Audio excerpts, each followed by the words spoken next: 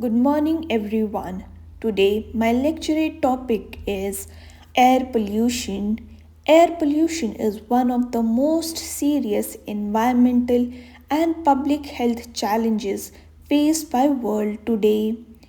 It refers to the presence of harmful substances such as particulate matters, toxic gases, and chemicals in the air, which adversely affects human health, ecosystem, and climate.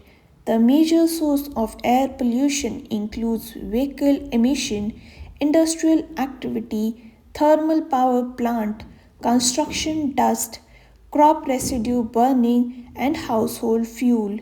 Rapid urbanization, population growth, and increasing energy demands have worsened the problem, especially in developing countries like India. The impact of air pollution is far reaching. Prolonged exposure can cause respiratory disease, heart problem, reduced immunity, and premature death. Environmentally, air pollution leads to smog, acid rain, reduced visibility, and contributes to climate change.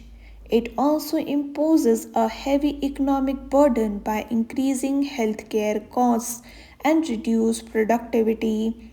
Addressing air pollution requires multidimensional approach, strict enforcement of emission norms, promotion of public transport, adoption of renewable energy, use of clean cooking fuel, and afforestation are essential. Public awareness and individual responsibility, such as reducing vehicle use and conserving energy, also plays a crucial role.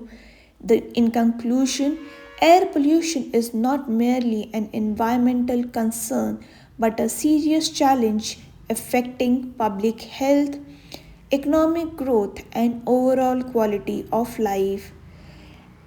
If left unaddressed, it can weaken human resource and burden future generations. Effective control requires strong policies, cleaner technology, and active citizen participation. Collective responsibility from government, industries, and individual is essential to ensure clean air and a healthy, sustainable environment for nation's future.